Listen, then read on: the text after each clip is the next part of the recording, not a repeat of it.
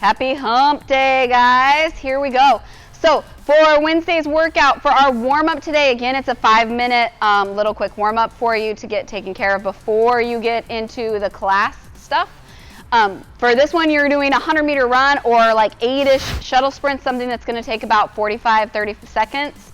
Then you're going to do 10 air squats. So just warming it up, drive those knees out on the way down, out on the way up. If you need to sit at the bottom of the first few and rock it around a little bit, you can absolutely do that. And then you're going into 10 alternating reverse lunges. So you're stepping back, making sure that those knees stay at that 90-degree angle. Your chest is staying nice and tall. Good, just like that. Nice. All right, after you're done with your warm-up, then we're going to jump into a quick little 5-minute EMOM of 10 mountain climbers. And for this one, guys, each foot counts as a half. So it'll be like 1 and 2. So 1 and 2 and 2. Yeah. So 1 at left and right equal 1. Sorry, I don't know why it took me so long to explain that. So 10, you'll actually do 10 on each side. Okay, that'll equal your 10. Then you're going to do 10 push-ups. And nice and tight, moving in one piece. Elbows are staying close to the body. Good. If you need to go to your knees, you absolutely can. For the rest of that minute after you've done your 10 mountain climbers and your 10 push-ups, you're going to be holding a plank. So it's harder to be in an up, like in this taller plank, but I want you to make sure that you're noticing how Justin is stacked. So it's always wrists, under elbows, under shoulders. So if he was to go wider with that, he's in a very much less of a stable position. And we don't want to be there, right? So if we want them right underneath, that's bone on bone, which means that it's going to actually be easier.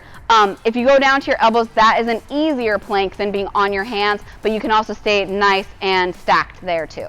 So either one works. You're just going to be holding that for whatever time is left in that minute until we go into that next minute of the mountain climbers, push-ups, and then plank hold. Okay? Then for the workout, we have actually 3 8-minute AMRAPs. Or EMOM, sorry, that you're going to be doing.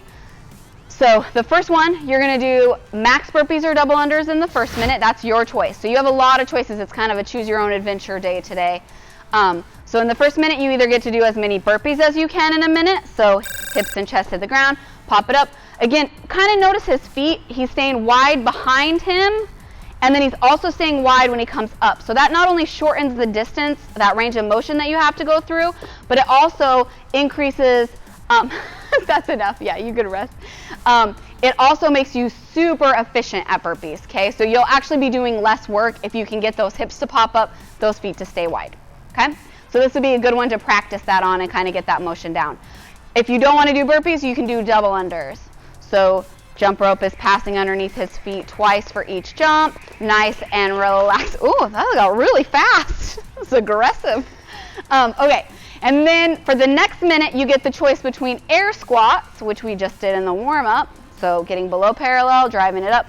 Even though we're not there watching you for the most part, if you're not on a Zoom call, we still want you to make sure that you are hitting that range of motion and keeping that chest nice and tall. Make sure your hips aren't turning under, you're staying active in that bottom, okay? All right, and then your other choice would be max lunges. So you can go forward or reverse on these, that you can walk them around. I really don't care what you're doing, you're just lunging as many times as you can in that minute. Ooh, jumping? You're gonna add that in? That sounds terrible. Then you get a 2-minute rest. We go into our second 8-minute EMOM. Again, you have the choice between burpees and double unders, and then you go to your dumbbell for your second minute for your choice on this one. So you can either do dumbbell alternating snatches. Everyone should know what these look like, but he's going to go ahead, Justin's going to grab it. He's going to make sure his back stays nice and flat. His hips are opening up. That dumbbell is staying right next to his body. Nice. Okay, that's your first choice. Or a dumbbell swing. So if you have a lighter dumbbell, you can absolutely do single arm dumbbell swings. Or you can do double if your dumbbell's a little bit heavier. So you can do single arm, you're just going straight up to that eye level. Hips are hinging, midline staying engaged. And then if you want to do it with both hands, you absolutely can do that also. So you'd have both hands on that head of the dumbbell. Ooh, that was so tricky. And you just swing in the exact same way you would a kettlebell, okay? All right, so those are your choices, burpees or double unders, and then snatches or dumbbell swings. For the third 8-minute AMRAP after EMOM, after your 2-minute rest after that second one.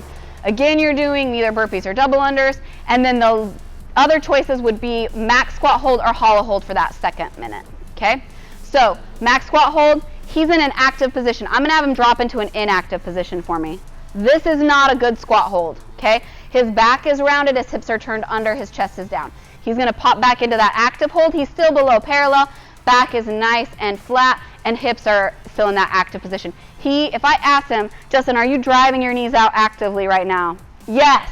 He's feeling that floor through his whole foot, and he's just gonna pop it back up. So you're just holding that for as long as you can in that minute, or you're holding a hollow hold. So the most difficult hollow hold, like we always talk about, is that nice kind of the bottom of a rocking chair form. So his arms are up, his legs are together, toes are pointed, okay? His low back is pressing the ground. He can make that easier by bringing a knee up. That's gonna press that low back into the ground. He can make it even easier by raising his other leg, and then he can even make it easier by bringing his hands down. Good. He's still in that same nice hollow body position, okay? So those are your choices for today. Jump on a Zoom call, guys. They are fun, and I know that we're all kind of losing our momentum right now, and we all need to make sure that we're seeing other people, and if you get on a schedule, I know that you will, that we can kind of get the momentum rolling again until we can all be back together. All right, have a great Wednesday.